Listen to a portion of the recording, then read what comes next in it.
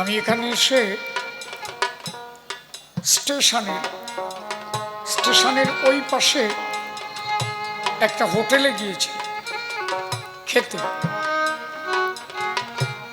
উনি আছে কিনা এখানে জানি না, আমি আমারে বললো, দাদা ওই সাইডটায় একটা হোটেল আছে না, অটো স্ট্যান্ডের কাছে, মালা টালা পরে টরে উনি খুব মোটা করি। আমার বলছে, দাদা কয় পাগল এজা দফা সারতেছে। আমি বললাম, কোন পাগল? বলে, কিছু পাগল বেরোইছে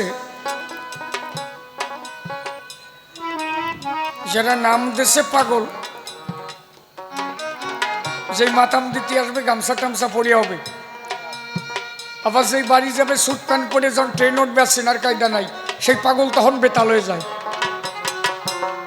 বলে, দাদা এই পাগল কি সেই পাগল? কি নাম আমি বলতে পারবো না, মোটা করে সেনছো তো নাকি? ভুল করছি না তো আমি? তাই ঠিক আছে। আমি বললাম, ভাই শোনো, পাগলের ডেফিনেশন দিয়েছে অশ্বিনী ঘোষাই। প্রেমের পাগল সাজলি না মন, কিসে মিলবে গুরু বস্তুধন। তবে এই যে পাগল, সব পাগলের ডেফিনেশন আমি জানি না দাদা। অশ্বিনী ঘোষাই লিখেছে, নিরাশ্রয় সারা ভিটায় রয়, কারো আশ্রয়ে থাকে না। নিরাশ্রয় মানে কারো আশ্রয় সে থাকবে না। আপনার বাড়ি যাবে, এক দণ্ড হয়তো খাবে, আপনি পলক ফেরানো মাত্র সে যে কনে চলে যাবে, আপনি এর খুঁজে পাবেন না। আর এখনকার পাগলরা যে ফুটিয়ে বসে থাকবে, তারপরে যখন ওই মাথা মাবে ওই সময় গামছা টামছা পরে পাগল হয়, আবার একটু পরে সুট টুট পরে টরে কি।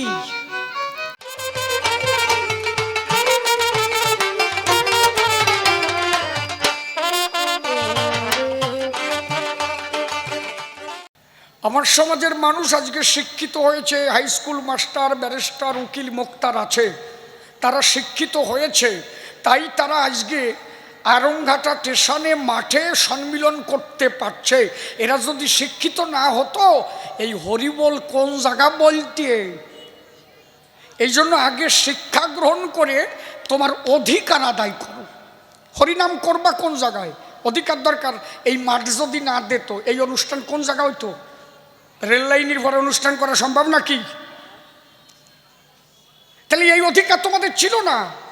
তোমাদের কোনো ধর্ম অনুষ্ঠান করতে দেওয়া হতো না, তোমরা কোনো মন্দিরে গেলে তোমাদের কোনো প্রসাদ দেওয়া হতো না। যখন তোমরা যেতে মন্দিরে প্রসাদ চাইলে পুরোহিতের ধারে, পুরোহিত তখন প্রসাদ দিত ছুঁড়িয়ে। আর আমার মানুষগুলো ওই বাতাসা মাটির থেকে খুঁটে খুঁটে ফাঁসায় মশা দিয়ে খাত। তাহলে তোমাদের তো ধর্মের অধিকার ছিল না। কোনো শিডিউল কাস্ট যদি কোনো ধর্ম উপদেশ দেয়, ওরা বলেছিল তাই তার জিহ্বাখানা কেটে ফেলো সেই সময়। বুঝতে পারছেন কি? আমার মায়েরা, আমার সমাজের মায়েরা, এ কথা বলিস না, এ চামড়ি এদিক টাকা, কবি গান শুনতে আসছিস? আমি বাজে কথা বলছি না, যতটুকু সময় কথা বলবো মূল কথাগুলো বলছি। আমার মায়েরা যখন রাস্তা দিয়ে যেত, তাদের আঁঠুর উপরে কাপড় পরতে হতো, পায়ে ঝাঁটা বেঁধে দিত। আজকে আমার মায়েরা এখানেও হরিনাম কীর্তন হয়েছে, মাতাম দিয়েছে, তারা বাহু তুলে হরিনাম করেছে। এই অধিকার কি করে পেল? গুরুচাঁদ ঠাকুর জেনেছিল, তাই শিক্ষা এলে অধিকার ফিরে পাবে, তবেই এরা নাম করার জায়গা পাবে। এই জন্য আগে শিক্ষার দরকার। আজকে আমার কথা আপনারা জানেন সবাই, মাধ্যমিকে মতুয়া দর্শনের উপরে একটা কোর্সেন হয়েছিল। মতুয়া ধর্মের প্রতিষ্ঠাতা কে দেখেছেন তো? এই বছরে অল ওয়েস্ট বেঙ্গলে পূর্ণ ব্রহ্ম শ্রী শ্রী হরিচাঁদ ঠাকুরের আবির্ভাব তিথি উপলক্ষে ছুটি ঘোষণা হয়েছে। বাবা হরি বল হরি বল হরি বল উলুধ্বনি হরি বল উলুধ্বনি। হরি বল হরি বল হরি বল হরি বল। আচ্ছা, এইটা কোনোদিন হতো না, এইটা কোনোদিন হতো না যদি আমার সমাজের মানুষ এমপি এমএলএ ব্যারিস্টার না হতো, যদি শিক্ষা না পেত, চিরদিন আমাকে ওই কাদার মধ্যে দিয়ে ল্যাঠা মাছ আতায় বেড়াতে হতো। হরি বল। কথা বোঝা গেছে কি?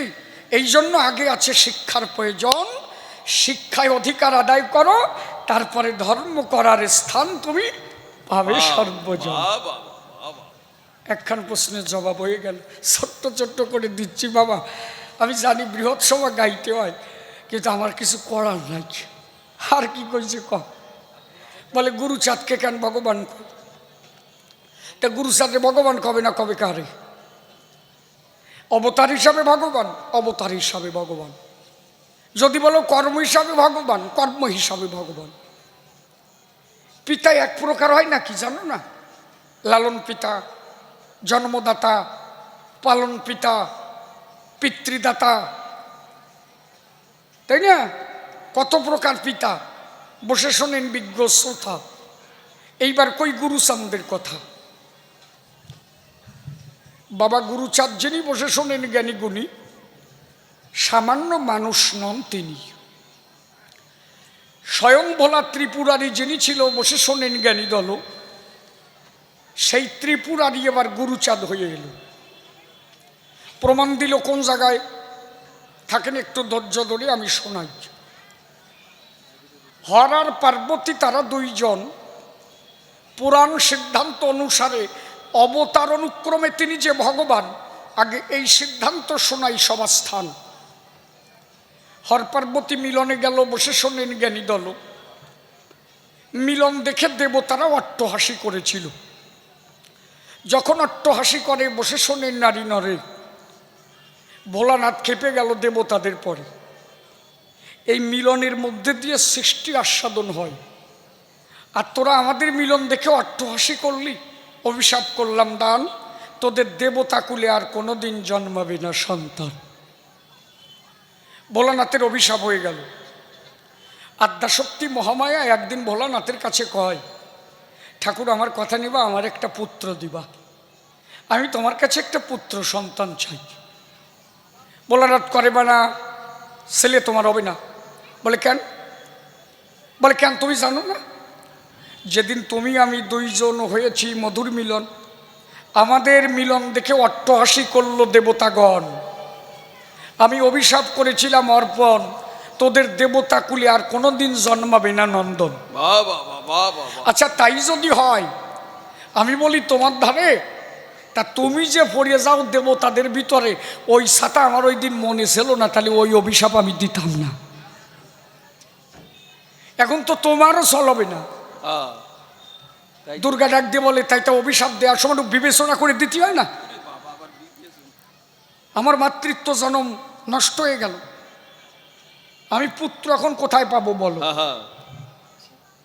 তখন দুর্গা ডাক দিয়ে বলে, তাই কি করা যায়? ভোলানাথ বলে, তুমি কাজ করো, তাড়াতাড়ি হিমালয় পদদেশে চলে যাও। পর্বতের গহ্বরে আদ্যাশক্তি মহামায়া 100 বছর সাধনা করে। 100 বছর সাধনা করেছিল, বসে শোনেন জ্ঞানী দল। সাধনায় যখন সিদ্ধি লাভ করল, সিদ্ধি লাভ করার পরে দুর্গা যখন এলো ঘরে, এসে দেখে যে ঘরের ভিতরে স্বয়ং হরির অংশ হয়ে গণেশ জন্ম নিয়েছে তার গর্ভাধারে। এটা কিন্তু রজবীর্যের দ্বারা নয়। দুর্গা যখন ঘরে এলো, দেখে যে ঘরের ভিতর থেকে একটা বাচ্চা চিৎকার করতেছিল। কাছে গিয়ে দেখে তাই ছেলেটা একেবারে কোমা নয়, ওর কপালে টিপ জল জল করে, অপরূপ চেহারা যেন ওর ভিতরে, শঙ্খ চক্র গদা পদ্ম রূপ আছে ওর মধ্যে, ধ্বজব্রজাঙ্কুশও দেখতে পাই। এ পুত্র তো সামান্য নয়। ডাক দিয়েছে, কোথায় আছো ভোলানাথ গোসাই? ভোলানাথ যখন এলো তখন দেখতে পেল, ভোলানাথ বুঝতে পারল, মহামায়া এ সল কিন্তু যেমন তেমন সল না। বলে কে? বলে তুমি বোঝো না, চেয়ে দেখো তাই। ঊর্ধ্বভাবে সুশোভিত রেখা হাতে পায়, ওর চরণে, ওর সর্বাঙ্গে ঈশ্বরীয় চিহ্ন। বলে তে কে? আমার তো মন হয়েছে ক্ষুণ্ণ, এ কে? ভোলানাথ বলে তাই স্বয়ং হরি তার অংশ হয়ে গণেশ হয়ে আমাদের ঘরে জন্ম নিয়েছে, এ আমাদের তো নয়। ভোলানাথ পড়ে গেল দায়, ডাক দিয়ে বলে গণেশের ঠাই, তুই আমার পুত্র হলি, আমার দায় ঠেকালি, তাহলে তোর কাছে আমি ধরা পড়ে যাই। আমাদের কোনোদিন পুত্র হতো না, অন্তরে করি ধারণা, তুই যখন পুরালি বাসনা, আমার মনে আছে ভাবো, তুই যেমন আমার পুত্র হলি, একদিন আমি তোর পুত্র হয়ে যাব। বুঝতে পেরেছেন? তুই যখন আমার পুত্র হলি, একদিন আমি তোর পুত্র হয়ে যাব। এই যে কথা হয়ে গেল, বসে শোনেন জ্ঞানী দল। সত্য ত্রেতা দাপর চলে গেল, কলির মধ্যাহ্নকালে মহাপ্রভু অবতার হলো। ভোলানাথের এক অংশ, এক রুদ্র অংশ রূপে অদ্বৈত গোসাই জন্ম নিয়েছিল। অদ্বৈত গোসাইকে শিব শক্তি অবতার কয়, অংশ। সেই স্বয়ং ভোলানাথ কোনোদিন গুরুচাঁদ হয়ে আসে নাই, নররূপে জগতে আসে নাই। শ্রীহরি অবতার হলো, ধর্ম প্রতিষ্ঠিত করলো, ধর্ম দিয়ে জগতে মাতালো, হরি নাম প্রেম একত্রিত করলো। এখন হরি চিন্তা করলো, তাই আমি ধর্ম দিয়ে জগৎ মাতালাম, তা তো হলো। চার যুগে যে জাতি ছিল, যাদের কথা কেউ ভাবলো না, তারা পতিত হয়েই থাকলো। এইবার অন্তরে আসে, ভাবো, এই পতিত উদ্ধার করিতে, ধর্ম কর্মের মধুর মিলন ঘটাতে আমি স্বয়ং ভোলানাথকে আহ্বান করব। হরি বল, হরি বল, হরি বল। হরিচাঁদ ঠাকুর ধর্ম দিল, আর ধর্ম আর কর্মের মিলন ঘটাতে। একটা সংসার শুধু ধর্মের দ্বারা চলে না, সংসারকে চালাতে গেলে যেমন ধর্মটাকে ধরে রাখা চাই, তেমনি ধর্মযুক্ত কর্ম হওয়া চাই। একজন বৈরাগী যদি দিন ভরে মালা টেপে, হরে কৃষ্ণ কৃষ্ণ কৃষ্ণ হরে হরে, হরে রাম রাম রাম হরে হরে, হরে কৃষ্ণ কৃষ্ণ কৃষ্ণ হরে হরে, হরে রাম রাম রাম হরে হরে, টা দেবে নাকি ডারে, না খেয়ে থাকতে হবে নিশ্চিত হয়ে পড়িয়ে। ব্যাপারটা কি? খালি ধর্মে কাজ হবে? আমার কথা বোঝা যাচ্ছে কি না? দিন ভরে মালা টিপলাম, পয়সা পাবানি কন, অত না খেয়ে শীতে পড়তে হবে না। এই মেলায় যাও, মালা টিপে যায়, কাউকে আমার একটা খেলারটা দাও, দি দেবে নেই, দেবে না, কয়খান দেবে নেই, দেবে? ইস সাইয়ে দেখো গে, মালা নিয়ে যাই টিপে কাউকে হরে কৃষ্ণ দে ভাই, এটা খেলনা দে, কবে না টিপা টিপি নিয়ে সরিয়ে যাও, পয়সা দাও। তাহলে খালি ধর্ম করলে হবে না, তার সঙ্গে কর্মের দরকার। এই জন্য হরিচাঁদ ঠাকুর যিনি ধর্ম দিয়ে গেলেন, তিনি গুরুচাঁদ কর্ম এনে করল প্রতিষ্ঠান, ধর্ম কর্মের মিলন ঘটালো। গুরুচাঁদ যে ভগবান হলো, সেই ভোলানাথ যে গুরুচাঁদ হলো, প্রমাণ কোন জায়গায়? বিচরণকর্তার হরিগুরুচাঁদ চরিত্র সুধা পড়ে দেখবেন সবাই। বিচরণকর্তা লিখেছে তাই, যেদিন শান্তিমাতা বাচ্চা প্রসব করে, শান্তিমাতা দেখে তখন ওই যে ঘরে, ওই ঘরের চালের পরে অজানা এক পাখি উড়ে এসে ওই চালের পরে পড়িয়ে, ওই পাখি বলেছিল বারে বারে, স্বয়ং ভোলানাথ এসেছে, ওরা কান্দি বাজে। হরি বল, হরি বল, হরি বল।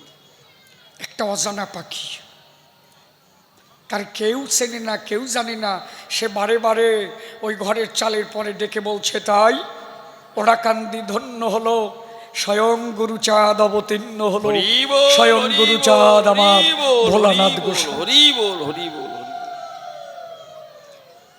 বুঝতে পেরেছেন? শুধু তাই নয়, আরো আসবে। লোচন গোস্বামী সেদিনে ছিল, যখন শান্তিমাতা বাচ্চা প্রসব করলো, প্রসব করা তো না, ওনার বায়ু গর্ভ ছিল। গুরুচাঁদ কোনো রজবীর্যে আসেন নাই। বায়ু গর্ভে যখন এলো, জন্ম নেওয়া মাত্র বম বম শব্দ উচ্চারণ করতে লাগলো। লোচন গোস্বামী, হীরামন গোলক, আরও ছিল কয়েকজন। ডাক দিয়ে বলে গুরুচরণ, এই হরিচরণ, আমার হরিচাঁদ ডাক দিয়ে বলে তখন তাই অলোচন সল দেখি যে ছেলে হয়েছে বলে খবর পাই। তাড়াতাড়ি যখন কাছে গেল, এ কথা যাবেন না ভুলিয়ে সভা তলো, ওই কাছে গিয়ে দেখতে পায় যে ছেলেটার জন্ম হয়েছে, তার অঙ্গ থেকে একটা জ্যোতি ফুটে উঠেছে। ওই জ্যোতি এসে মিলন হয়েছে হরিচাঁদের পায়। ছেলের অঙ্গ থেকে জ্যোতি এলো, ওই জ্যোতি এসে প্রণাম করলো হরিচাঁদের পায়। আর ছেলের অধর থেকে বোম বোম শব্দ উচ্চারণ হয়। লোচন গোস্বামী বলে, আমি কালকে রাতে স্বপ্ন দেখেছি, আমাকে বলেছে ভোলানাথ গোসাই আমি ওরাকান্দি অবতীর্ণ হচ্ছি লোচন, আর কোনো ভয় নাই, কলিযুগের দুর্দশা ঘোচাতে আমি এলাম এবার অবনীতে, তাই স্বয়ং ভোলানাথ অবতীর্ণ হলো ওরাকান্দির। হরি বল, হরি বল, হরি বল, হরি বল। অন্তরে করেন ধারণা। তাই পঞ্চাননকে আমরা অবতার বলে পাই। যদি বলো অবতার, তাই। এইবার তারে কর্মের দ্বারা ভগবান কয়। কোন কর্মের দ্বারা কয়? বসে শোনেন নারী নরে 4,500-এর উপরে স্কুল গড়ে। একটা দুটো স্কুল করলে তো হয়। গুরুচাঁদ ঠাকুর যিনি 4,500-এর উপরে স্কুল গড়েছিলেন, তিনি শুধু কি তাই যে মানুষগুলোকে চণ্ডাল বলে গালি দিত? বসে শোনেন, কথায় সত্য। 1911 সালে সেন্সাস রিপোর্ট থেকে চণ্ডাল গালি মুছে দিয়ে নমশূদ্র করল লিখিত। এ কথা তো মিথ্যা নয়। হরিচাঁদ ঠাকুর লীলাসাঙ্গ করে চলে গেল, পুরো বাংলাদেশের অবস্থা ভয়াবহ হয়ে গেল। এমন একটা পরিস্থিতি দেখা গেল, সেই মুহূর্তে যারা ছিল অনুন্নত সম্প্রদায়, এদের বেঁচে থাকা হয়ে গেল দায়। ওরা গিয়ে শশীভূষণ ঠাকুরের কাছে কয়, আমরা পড়ে গেছি ফেরে, কি বলবো গোসাই তোমার ধারে, এখন অর্থ না হলে কোনোভাবে আমাদের বেঁচে থাকা হয়ে গেল দায়। শশীভূষণ ডাক দিয়ে বলে তখন ওদের ধারে, তোমরা একটা সভা তৈরি করে ডাক দাও বাবা গুরুচাঁদের, দেখি বাবা কি কয়। একটা সভা তৈরি করলো, এ কথা বলা ভালো। গুরুচাঁদ ঠাকুরকে নিমন্ত্রণ দিল। ওরা ধরলো সবাই বাবা গুরুচাঁদের পায়। বল কি বলবো বাবা তোমার ধারে, আমাদের অর্থ না হলে আমরা যাব জানে মরিয়ে। গুরুচাঁদ ঠাকুর তখন শশীভূষণকে কয়, শশী রে, আমার বাবা দায়িত্ব দিয়ে গেছে মোরে। কি দায়িত্ব দিয়েছে আমারে? আমার বাবা বলেছে মোরে, এই অনুন্নত জাত তুলে দিয়ে দিলাম তোর হাতে ধরি, কথা নিবি, যদি পারিস এই সমাজটাকে একটু জাগাইয়ে রাখবি। শশী কি করা যায়? শশীভূষণ বলে, তাই তোমার ভক্তের অপমান হলে তাতে তো তোমার অপমান হয়। জায়গা জমি বেচে দিল 19,000, 19,000 টাকা। সেই দিন এই অনুন্নত সমাজের মধ্যে গুরুচাঁদ ঠাকুর বিলিয়ে দিয়েছিল 19,000। তখনকার 19,000 টাকা মানে এখন 19 কোটি টাকার সমান। দরবারে মেডেল দেবে, ব্রিটিশ সরকারের দরবার থেকে মেডেল দেয়। মেডেল পাবে 252 জন, তার মধ্যে নমশূদ্র মোটে 1 জন। কে জানো? তিনি গুরুচাঁদ ঠাকুর। এর আগে 1 নমও কোনোদিন মেডেল পায় নাই। গুরুচাঁদ ঠাকুর যদি ওই দরবারে এদের মুক্ত করে না যেত, আজকে ওই পার্লামেন্ট দরবারে বসার জায়গায় এদের হতো। আর আম্বেদকর সাহেব অনেক পরে, আম্বেদকরের ডেট অফ বার্থ 1891, আর গুরুচাঁদ ঠাকুরের ডেট অফ বার্থ 1846। এটা বোঝো না কেন? গুরুচাঁদ ঠাকুর যিনি ওই মেডেল আনতে গিয়ে কত অত্যাচারিত হলেন তিনি। তখন ডেপুটি ম্যাজিস্ট্রেট সাহেব ছিলেন ফরিদপুরের কুমোদ বিহারী মল্লিক। গুরুচাঁদের প্রচেষ্টায় চাকরি। নমশূদ্র সমাজে প্রথম চাকরি হয়েছিল শশীভূষণ ঠাকুরের। গুরুচাঁদ ঠাকুরের জ্যেষ্ঠ পুত্র শশীভূষণ ছিল, প্রথম চাকরি শশীভূষণের হলো। এ কথা বলা ভালো, শশীভূষণ ঠাকুর পড়াশোনা করে যখন চাকরি পেল না, গুরুচাঁদ ঠাকুরের কাছে দুঃখে বলেছিল, বাবা তোমার জাতের মধ্যে জন্ম নিয়ে আমি যে কি ভুল করেছি। বলে কেন? বলে এই জাতে জন্ম না নিয়ে যদি হায়ার কাস্টে জন্ম নিতাম আমি যে কতদিন আগে চাকরি পেতাম। বাবা গুরুচাঁদ বলে, তাই তোমার ভয় নাই, চুপ করে থাকো, তোমারে চাকরি দিতে কেউ আসছে তোমার সাথে, তুমি কলকাতা যাও, দেখা করো তার সাথে। কলকাতা চলে গেল, মীর সাহেবের সঙ্গে দেখা হলো। মীর সাহেব ফিরে এলো, গুরুচাঁদ ঠাকুরকে পরীক্ষা করেছিল। মীর সাহেব কি চাকরি দিতে এসেছিল? নয় নয় নয়। মীর সাহেব ভেবেছিল তাই পূর্ববঙ্গে যদি গুরুচাঁদ ঠাকুরকে একবার খ্রিস্টান বানানো যায় তাহলে পূর্ববঙ্গের অর্ধেক মানুষ খ্রিস্টান হয়ে যাবে, এর বিকল্প আর কিছু নাই। কিন্তু মীর সাহেব জানতো না যে আমি খ্রিস্টান বানাতে যাই আমি নিজেই মতুয়া হইয়া যাব। যখন এলো ওড়াকান্দির বাজারে, তখন দুর্গা প্রতিমা ছিল ওড়াকান্দির বাজারে। একটা দুর্গা প্রতিমা দেখার পরে মীর সাহেব ডাক দিয়ে বলে, গুরুচাঁদের ঠাই, ঠাকুর আমার কথা নিবা? ওই যে দুর্গা প্রতিমাটা দেখা যাচ্ছে ও কি কথা বলে? আমার একটু বলবা, তোমার তো সবাই ভগবান কয়, এই যে পরীক্ষা চলছে, কেন ভগবান কয় শোন। গুরুচাঁদ ঠাকুর বলে, তাই হ্যাঁ কথা কয়। বলে মাটির মূর্তি কথা কয়? হ্যাঁ কথা বলে। সত্যি বলে? বলে হ্যাঁ বলে। বলে একটু দেখান সভাতলে। দুর্গা প্রতিমা চোখের জল ফেলে, মাটির প্রতিমাও কাঁদে, একটু দেখানো যায়? গুরুচাঁদ ঠাকুর বলে, আমার দেখতে হবে কেন, আপনি দেখেন না ও কাঁদছে। মীর সাহেব যখনই পলক ফেললো, পলক ফেলা মাত্র দেখে তাই মাটির প্রতিমার চোখ দিয়ে টপ টপ টপ টপ করে চোখের জল ঝরতেছিল। মীর সাহেব চিন্তা করলো, যে মানুষ মাটির প্রতিমা কাঁদাতে পারে এ তো সামান্য মানুষ নয় চরাচরে।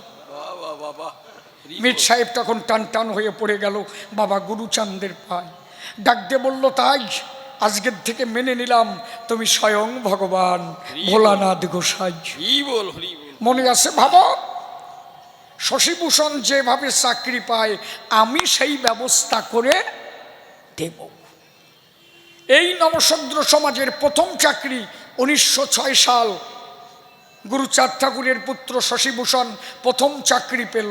এর আগে অল ইন্ডিয়া বেসিক কারো কোনো চাকরি ছিল না। আমার কথা বুঝতে পারছেন আপনারা? আমি তো সলোই বলছি নাকি, যাতে সবাই বোঝে। 1906 সালে প্রথম চাকরি হলো, ট্রান্সফার হয়েছিল শিলিগুড়ি। জ্যেষ্ঠ পুত্র প্রথম শশীভূষণ ঠাকুরের চাকরি হয়। এর আগে একজন নমস চাকরি নাই। তাহলে আজকে যে গুরুচাঁদের জন্য নমশূদ্র চাকরি পায়, এই নম চাকরি পাওয়ার পরে যদি তারে ভুলে যায়, এর মতো বেঈমান আর কেউ আছে না? কে যায়? আপনি কৃষ্ণ ভজেন, কালী ভজেন, যাই ভজেন না কেন, আপনাকে অন্নদাতা, আপনাকে স্বচ্ছভাবে বাঁচার জায়গা যদি কেউ করে দিয়ে থাকে, সে আমার গুরুচাঁদ ছাড়া আর কেউ নয়।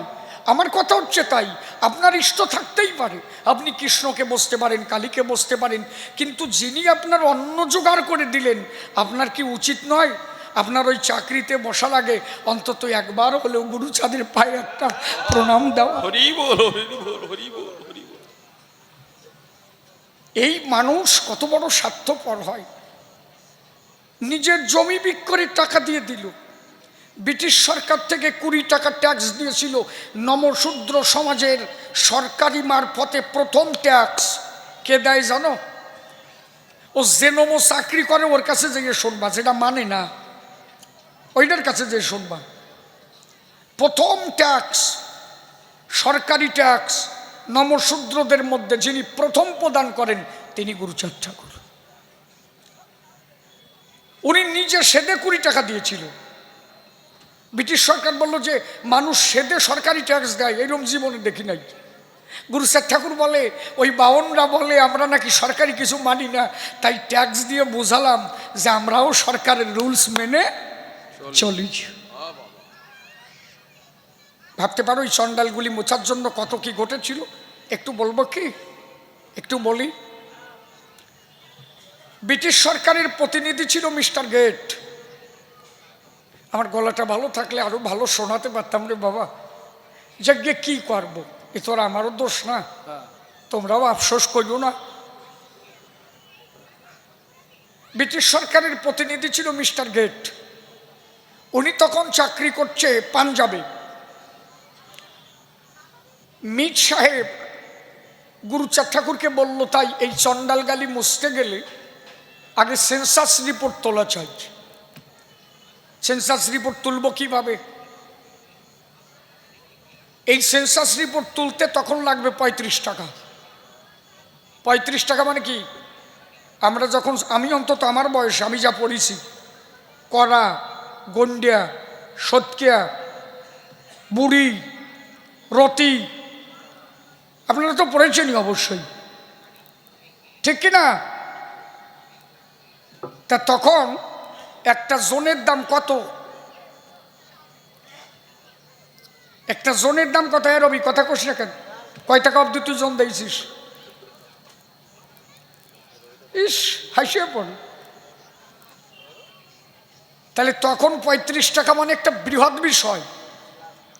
সেই 35 টাকা কেউ দেবে না।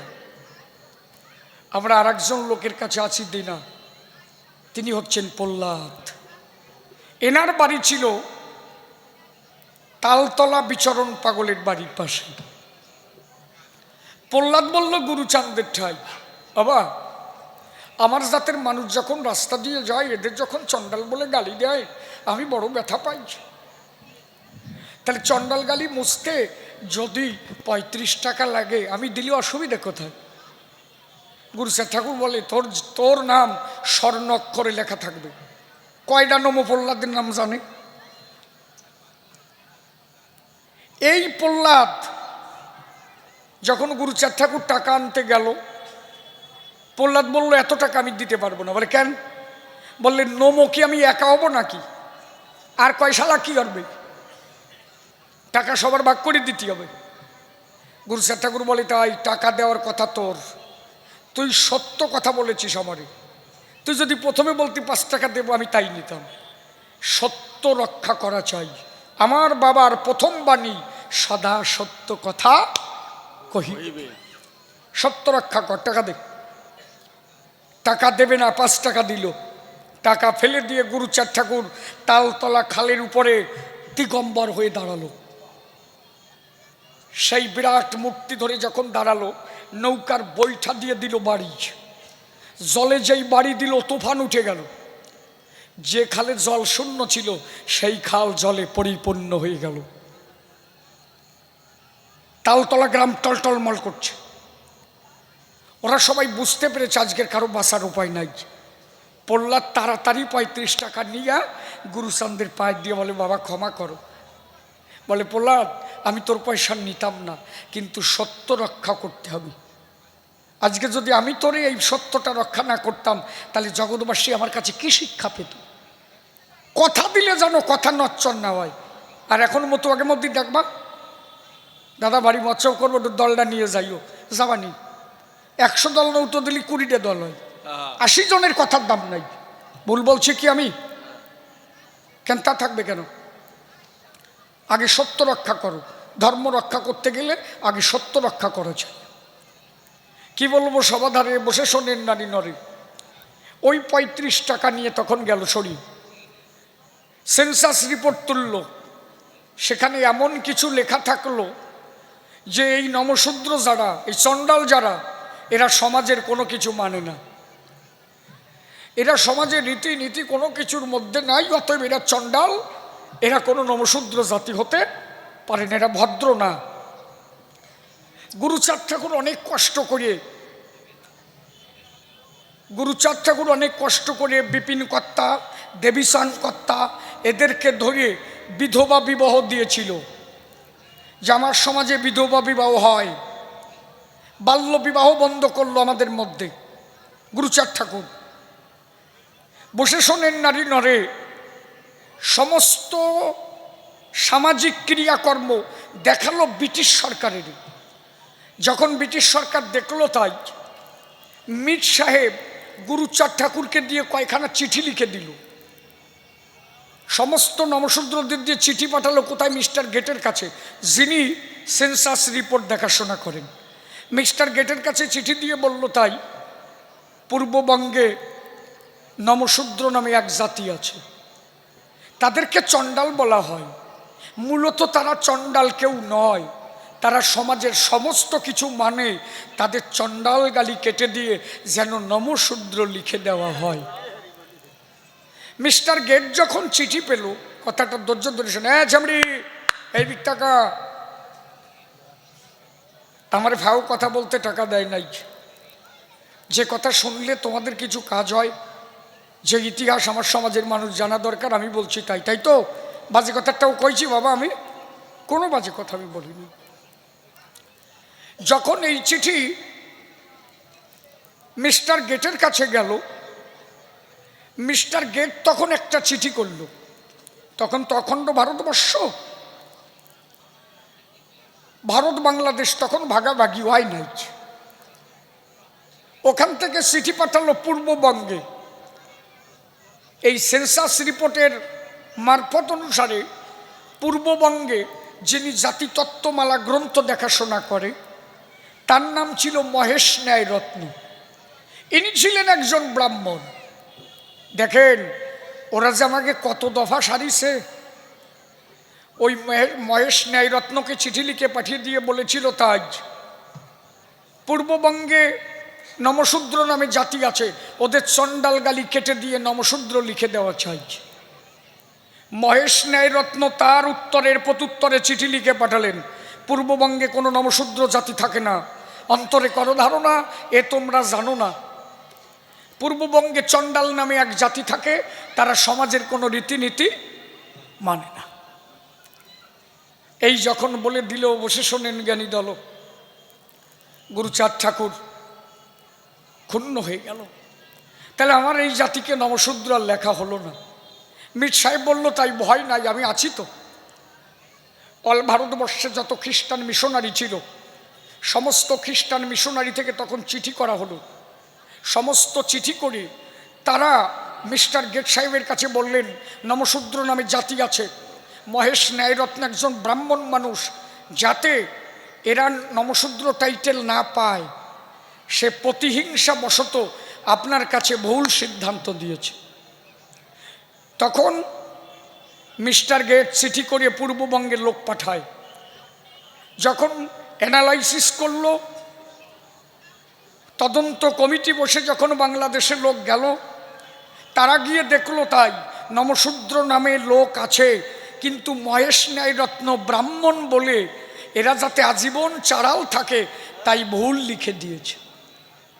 তখন মিস্টার গেট চিঠি লিখে গুরুচাঁদ ঠাকুরকে জানালেন, ভয় নাই, আপনাদের উপরে অত্যাচার করে ব্রাহ্মণ যারা, আমার হাতে তারা পড়েছে ধরা। আপনার কথায় আমি দিলাম সারা, ভয় নাই। আগামী 1911 সালে লোক গণনার ক্ষেত্রে সেন্সাস রিপোর্টে লোক গণনা যখন হবে, অন্তর দিয়ে দেখেন ভেবে, সেই দিন আপনাদের চণ্ডাল গালি কেটে দিয়ে আপনার জাতিকে নমশূদ্র টাইটেল লিখে দেওয়া হবে। আজকে যদি এত কিছু না করতো, পোড়া কপালে শিশির যতই ভালো গান গাক, এই শিশির ওই রাস্তা দিয়ে বললে আমারই বলতো, ওই দেখ সারালে সলজাস। তাহলে এটা একমাত্র যদি কেউ করে থাকে, সে আমার বাবা গুরুচাঁদ ছাড়া আর কেউ নয়। তারে ভগবান কবে না? তিনি অবতার অনুক্রমে যেমন ভগবান, তিনি কর্ম অনুসারে আমার কাছে আমার ইষ্ট দেবতা আমার ভগবান।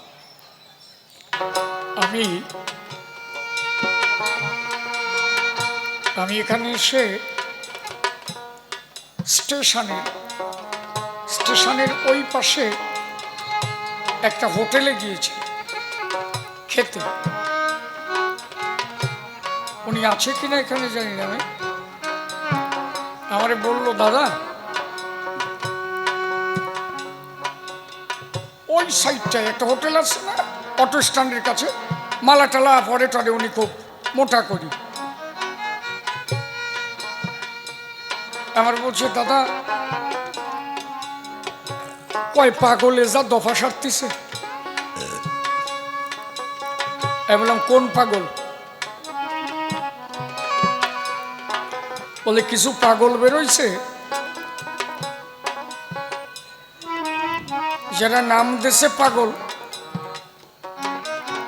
যেই মাতাম দিতে আসবে গামছা টামছা পরে হবে, আবার যেই বাড়ি যাবে স্যুট প্যান্ট পরে যখন ট্রেন উঠবে আর সেনার কায়দা নাই, সেই পাগল তখন বেতাল হয়ে যায়। বলে দাদা এই পাগল কি সেই পাগল? কি নাম আমি বলতে পারবো না, মোটা করে সেনছো তো নাকি? ভুল করছি না তো আমি? তাই ঠিক আছে।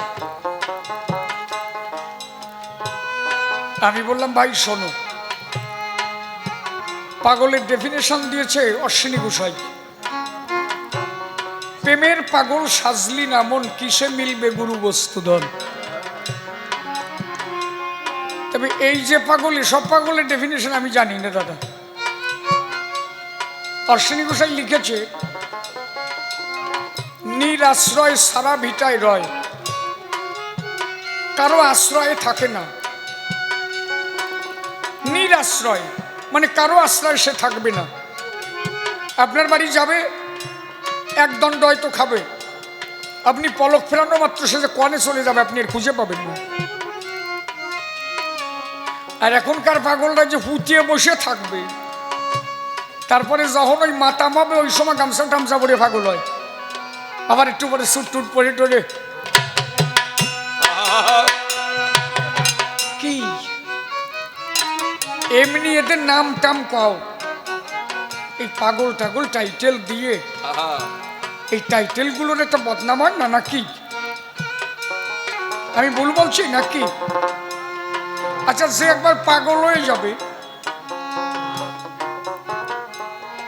যে একবার পাগল হয়ে যাবে তার ভাব কেমন হবে জানো?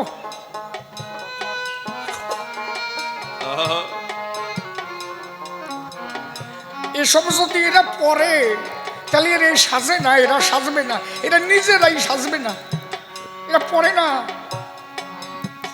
এরা নিজেরা পড়ে না। একে যখন পাগল করে ডাক দেয় তখন এরা বারণ করে না কেন যে ওই টাইটেল আমার দিস না, তোরা এইসব লিখতেছিস কেন আমার নামে? ওর নিজে বারণ করা উচিত। একটা পাগলের ঘটনা শোনো, পাগল ওই কেমন।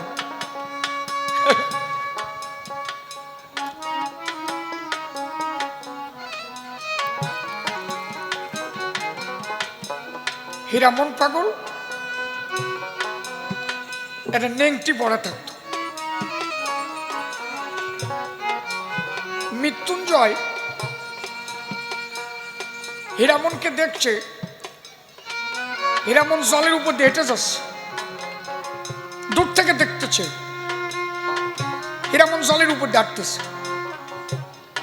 মৃত্যুঞ্জয় যেই ধারে ধারে গেছে, হীরামন কয়েছে মৃত্যুঞ্জয় ডুবে গেলাম ডুবে গেলাম,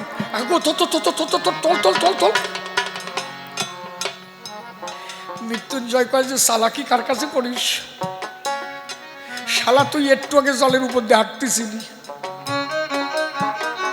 হীরামন মৃত্যুঞ্জয় রে বলল তুই তো জানিস, তুই তো আমার আপন ভাই, তুই জানিস অন্য কেউ জেনে নিলে তারে ধরে রাখা হয়ে যায় দায়,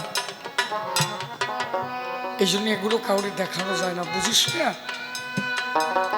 তাহলে কত গোপনে ছিল এটা। বলে মৃত্যু নিয়ে তুই দেখছিস কাউরি কোশিয়া, যেই মৃত্যুন দাঁড়িয়ে গেছে কয়েছে ডুবে গেলাম, তোর নৌকায় নে না, এই আমি ডুবে গেছি। এত সময় কিন্তু জলের উপর দিয়ে সরে বেড়াইছে, দেখেছ?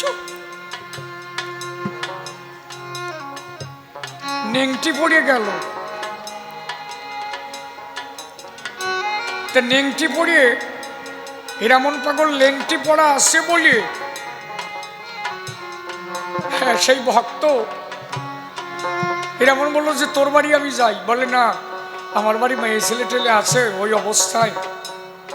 হীরামন কয় যে ওরে শালা তোর বাড়ি আমি যাবো না, আমি আমার মাসির বাড়ি হয়েছে সূর্যনারায়ণ, ওকে বাড়ি যাবো। ওই বাড়ি গিয়ে ওই নেংটি পড়ে হীরামন পাগলামি আরম্ভ করেছে।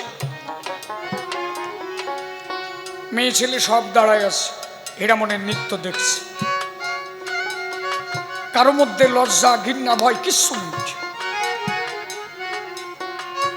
পাগল লেংটি ছিঁড়ে ফেলে দিল। ওই যে পোড়া কপালে কইছিল বাড়ি নেব না, ওই পোড়া কপালে দাঁড়ায় রয়েছে, ওরা দেখাচ্ছে। লেংটি ছিঁড়ে ফেললো, তারও গোসাই ওই সেরা লেংটি মাথায় বাঁধল। যার যার যত রোগ ছিল ওই নেংটি বাঁধা মাত্র রোগ ভালো হয়ে গেল। আপনি ভাবতে পারেন, ওই নেংটি বাঁধা মাত্র সব ভালো হয়ে গেল। পাগল নেংটি ছিঁড়ে দিল। পাগল ইশারায় বলতেছে, ওইতে রে বলছিলাম তোর বাড়ি যাব, তুই নিলি নি আমার। পাগল তো এরা রে।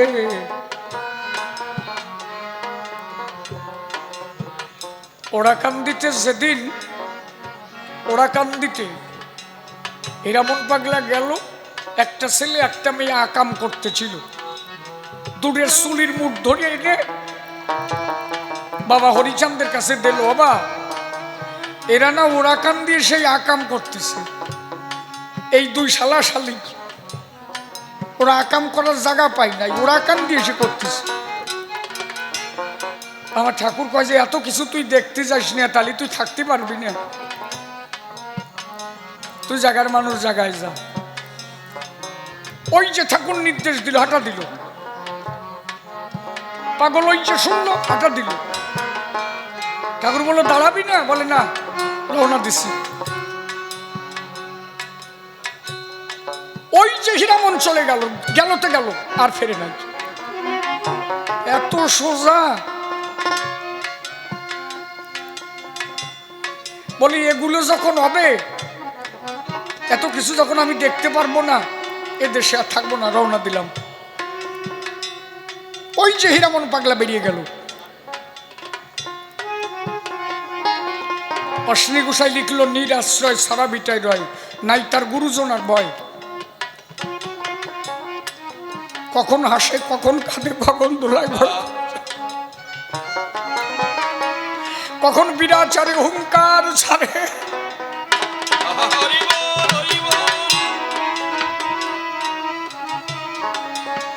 এমন ভাবে হুঙ্কার দেয় মনে হয় যেন ভূমিকম্প হচ্ছে, আবার কখনো এমন ভাবে কাঁদে মনে হয় যেন পৃথিবীতে তার কেউ নাই।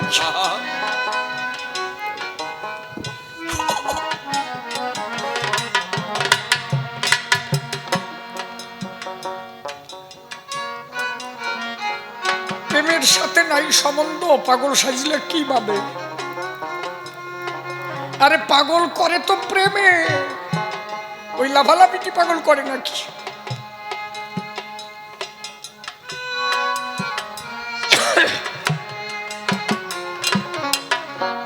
সাধন ভক্তি, সাধন ভক্তি, সাধন ভক্তিকে দুই ভাগে বিভক্ত করে। একটা রতি ভাব, একটা রতি ভক্তি, আর একটা ভাবের ঘরে যে ভক্তি। এই রতি ভাবের ভক্তিকে সাধন ভক্তি বলে। সাধন ভক্তি প্রকট আকার ধারণ করলে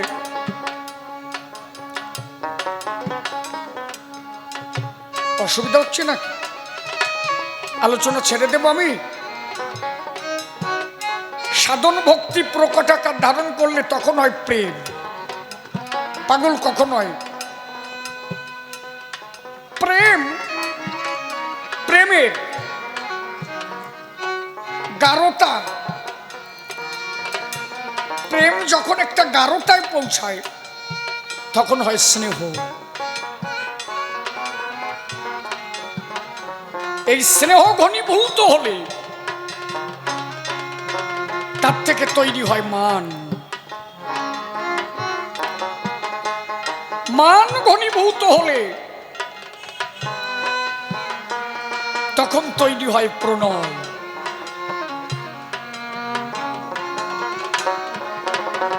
দুজনের মধ্যে প্রণয়ের খেলা খেলতে প্রেমের ভাব আরো প্রকট আকার ধারণ করে। তার প্রাপ্তি গিয়ে দাঁড়ায় কিসে জানো? রাগ। কেউ কাউরে ভালোবাসলে তার উপরে রাগ দেখায় না? আচ্ছা, রাগ সবার পরে সবাই দেখায় নাকি? তোমার উপরে আমি রাগ দেখাবো নাকি? তোমার ভালোবাসি না সাথে কি রাগ দেখাবো তোমার উপরে? ঠিক কিনা? বউ রাগ দেখায় না? স্বামী স্ত্রী দুইজন গন্ডগোল বাঁধাইছে। স্বামী বাজারে যাবে, এখন বউটা স্নান করে রান্নাঘরে ঢুকে চুল টুল আশ্রয়, দুজনে গন্ডগোল হয়েছে রাত্রির বেলা। একটা সল আছে, সলের নাম হচ্ছে সাদর।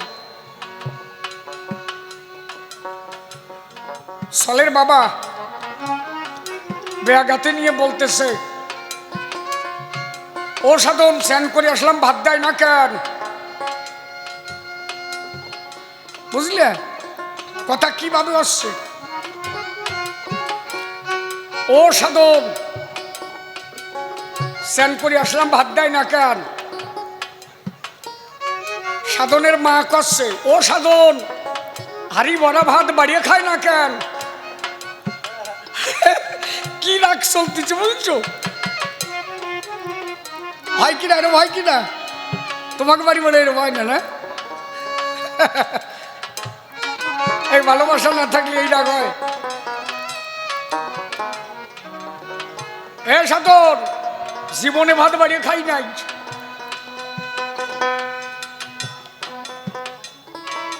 সাধনের মা করছে, ও সাধন, অত জঞ্জাল বাঁধালি আর ভাত বাড়িয়ে দেওয়া যায় না। বুঝলে?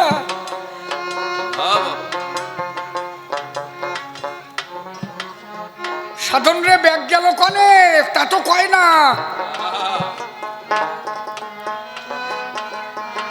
সাধনের মা করছে, সাধন, বেড়ার উপরে ব্যাগ রয়েছে, তা তো দেখে না।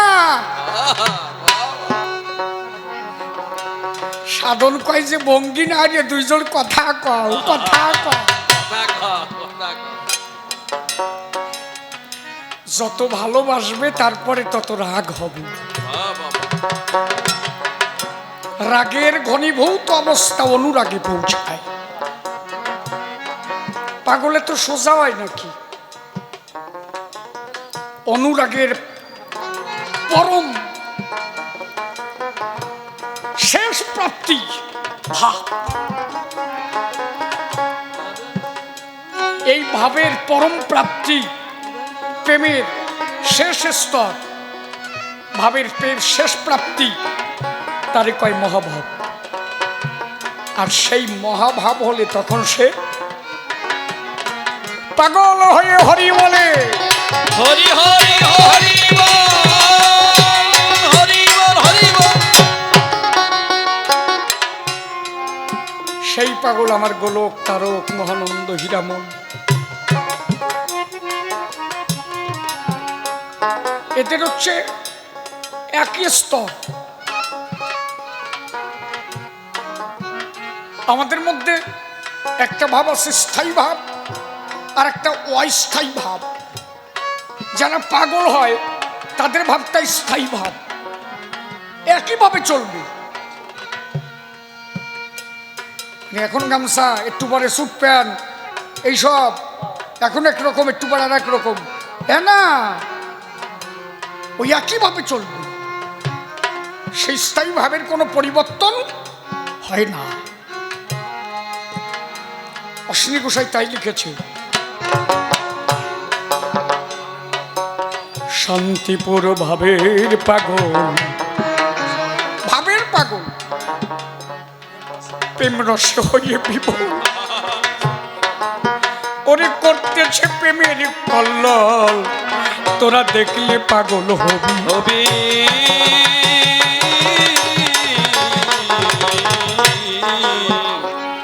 আর হরি হরি বলে বহু তুলে সেই দলে মিশিবি। হরি বলে সেই পাগলের সন্ধনি সেই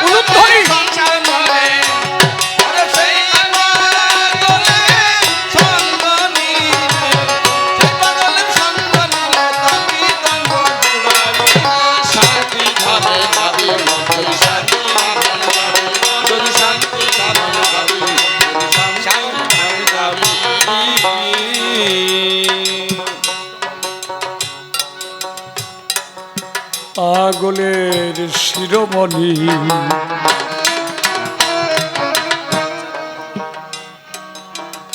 তার উপরে আর কেউ নাই।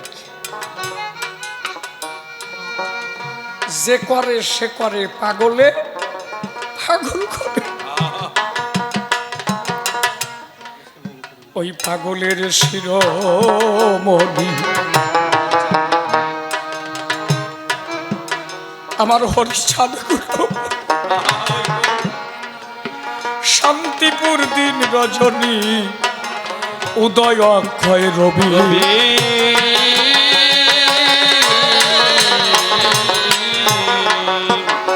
গোসাই গোলক চন্দ্র আনন্দ সেই পাগলে ভাবি, ওমা উলুম ধরে দে। ভাবি এবার অশ্বিনী কোন চিত্ত সঙ্গ,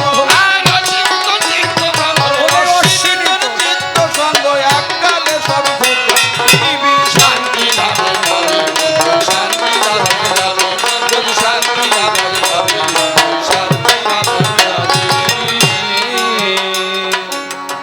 যেভাবেতে প্রশ্নপত্র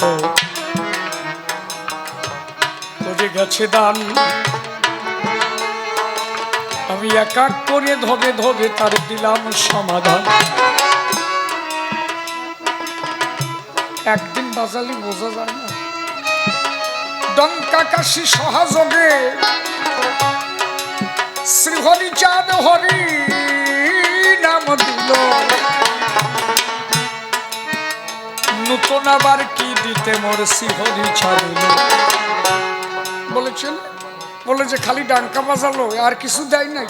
কেন দেবে না? গৌরলীলায় যে তিনজন, মহাপ্রভুর 2 বিয়ে, নিত্যানন্দের 2 বিয়ে, অদ্বৈত ঘোষের 2 বিয়ে। পবিত্র গার্হস্থ ধর্ম শিক্ষা কেউ দিতে পারে নাই। এক নারী ব্রহ্মচারী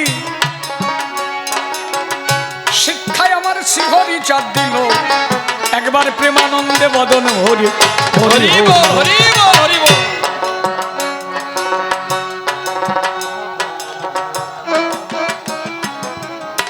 বাবা, মহাপ্রভুর সৃষ্টি হয়েছিল কি?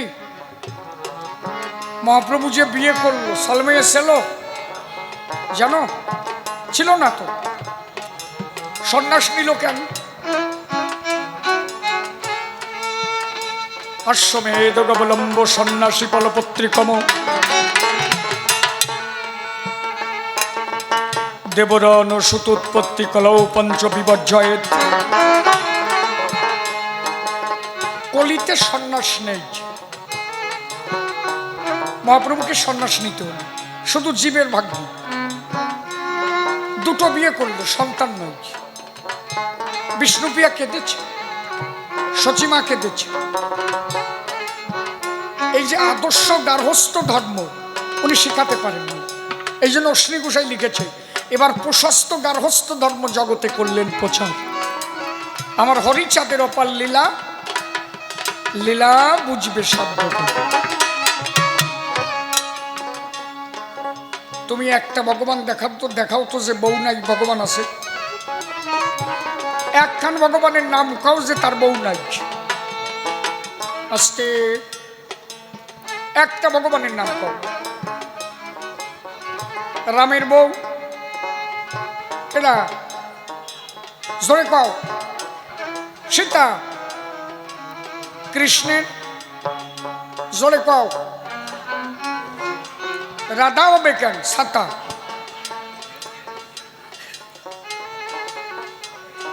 আরে একটা না, সেইটা কাউ যে আমার মুখস্থ নয়। রুক্মিণী, জাম্বুবতী, সত্যভামা,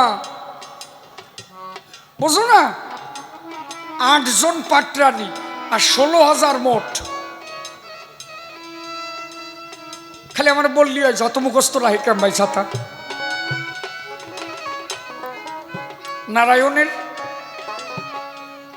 নারায়ণের লক্ষ্মী, মহাপ্রভুর 2 জন, বিষ্ণুপ্রিয়া, লক্ষ্মীপ্রিয়া। বুদ্ধদেবের জানো? বুদ্ধদেবের স্ত্রীর নাম কি? সুজাতা। একজন ভগবান বউ ছাড়া নাই। তার মানে কি, ভগবান নিজের বামাঙ্গ দ্বিধাকৃত করে নারী সৃষ্টি করেছিল। সে দেখালো যে নারী নিয়েও ঈশ্বর লাভ করা যায়। আর এই বৈরাগীরা করলো কি, ঘরের বউ তুই আর একজনের বিধবা নিয়ে কুরুত কল মারি বেড়ালো। এরে কোন ধর্ম কয়? এই জন্য হরিচাঁদ ঠাকুর এসে বললেন, লয়ে নিজ নারী ব্রহ্মচারী সচ্চরিত্র রবে, হাতে কাম মুখে নাম সদা সত্য কথা কবে, পরপতি পরসতী কভু না স্পর্শিবে, তুমি না ডাকিলে হরি তোমারে ডাকিবে। সেই ধর্ম দিতে আমার এলো দয়াল হরি, একবার প্রেমানন্দে বদল হরি বলো হরি বল হরি বল। ওরা কবলে কি কর সঞ্জিত কথা করি বাবা, আমার বুঝিছ নাকি? হরিচাঁদ ঠাকুর গুরুচাঁদ ঠাকুর যার দেশে আর বলার নাই। আচ্ছা, আজকে যদি আমার একটা সল, তিনি হচ্ছেন শিবম সরকার, বয়স কত জানো? কেবল 5 বছর। দেখছো মঙ্গলাচরণ পাঠ করেছে, দেখেছো ফেসবুকে, দেখছিস না? সে তাল কি তাল যেন গুলিয়ে খাইছে, শিখই নাই। ও সিবিএসসি বোর্ডে পড়ে।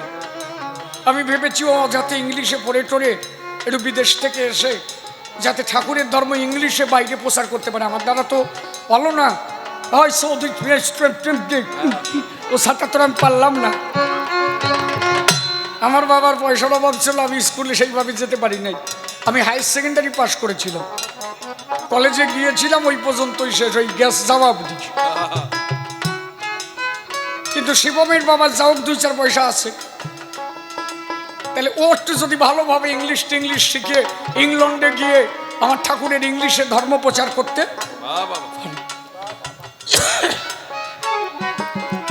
এইটা আমার মনের মানুষ। এখন ও করবে না পরের মাইয়ে নিয়ে চলে যাবে, সে ওই জানে। এখনকার যা যুগ আরম্ভ হয়েছে, হাসো কেন? ঠাকুর কতদূর কি করবে সে ঠাকুর জানে, আর ও জানে নাকি? সলমাইয়ে নিয়ে বড়াই করতে নাই রে বাবা। আজকাল যা যুগ হয়েছে, শালা বিয়ের নৌ তো পাইনি, এই 7 বছর হয়ে গেল। বাড়ি যে শনি সকালবেলা এসে দাঁড়ায়, কিরে কি হয়েছে? কাজে দাদা কালকে মাইয়ে চলে গেছে।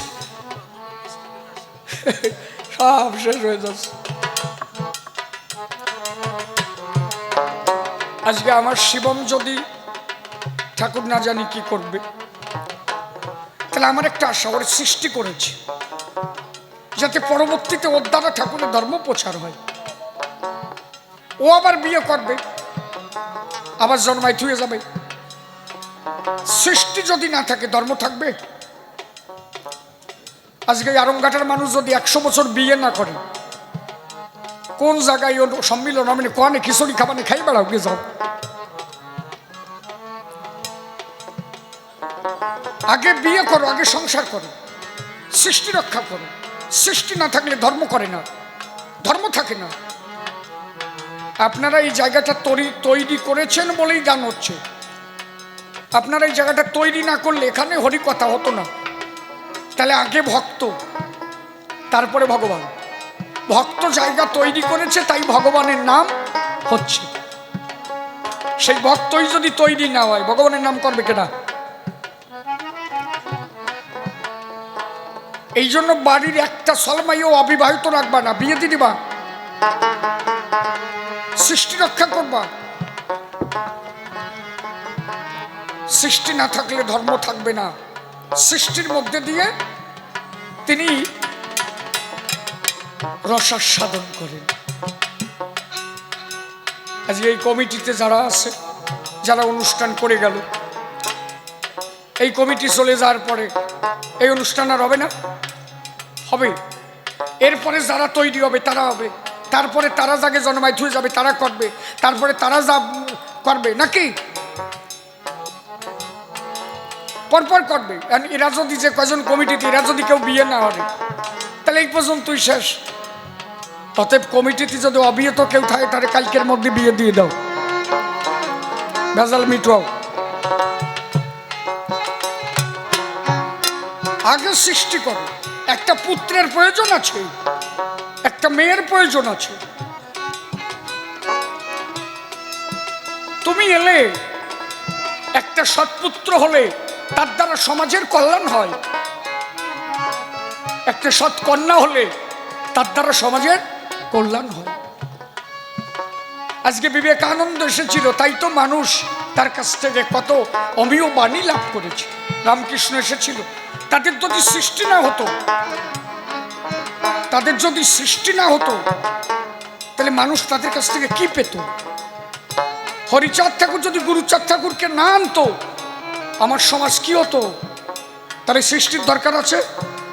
এই জন্য হরিচাঁদ ঠাকুর বলছে সৃষ্টি করো, সৃষ্টি করো, সৃষ্টির মধ্যে দিয়ে ঈশ্বর তত্ত্ব লাভ করো।